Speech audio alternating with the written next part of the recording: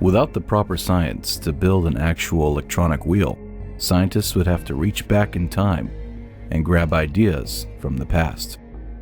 Even though Kerbal Kind was no stranger to the wheel, simple rubber tires and gas-powered engines were not going to cut it in space. Electrical motors were still a young technology, and as such were big and bulky. And now scientists and engineers were being asked to put these electrical motors into space, a place with extreme temperatures and radiation. This would only double the size and weight of the electrical motors, as scientists and engineers would apply cooling technologies and radiation shielding to them. This meant that the rover was going to be huge. Command would no longer make the rover some sort of vehicle for the base. They would instead reclassify the rover as a mobile outpost.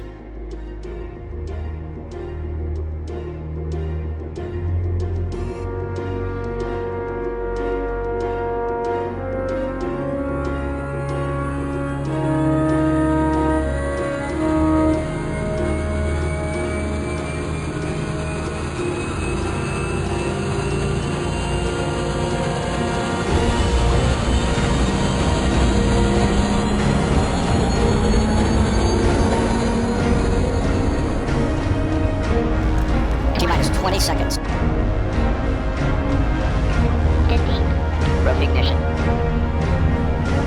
10. Igniters have been lit. 8, 7, 6.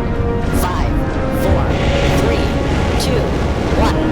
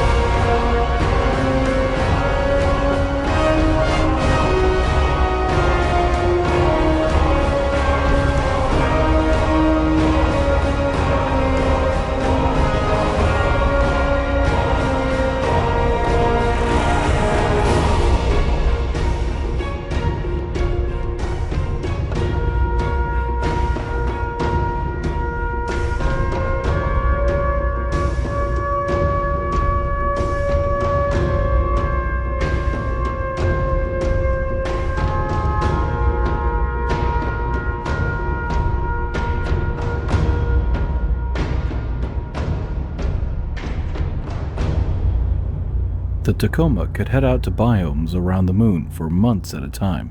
It would collect science from multiple biomes before heading back to base. Once back at the base, it would store the science and resupply for another mission into the frontier. However, as the mobile outpost got farther and farther away, it would start to lose communications between the Lunar base and mission control. This meant that some sort of satellite network needed to be put around the moon in order to keep communications constant between the Lunar base and the rover. While scientists and engineers would try to tackle the communications problem on the lunar surface, Alliance Command would have their attention on something else.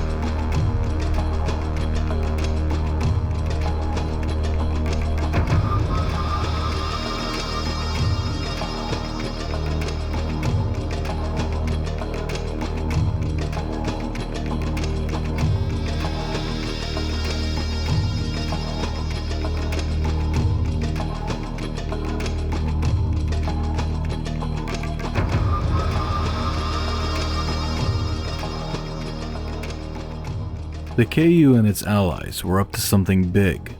The Alliance was still a little confused on how they could afford all of this. It was well known that the Egyptian Union was standing on one of the world's largest oil reserves. This would definitely make them a very rich nation, not to mention that their allies just so happened to be world leaders in alloy production and computer technology. With the fast-growing economy of the Egyptian Union, combined with the obvious discounts that their allies were giving them for their products, the KU and its allies were quickly becoming a new formidable force to contend with. Who knew what exactly was being designed and built under the sands of Kerbin?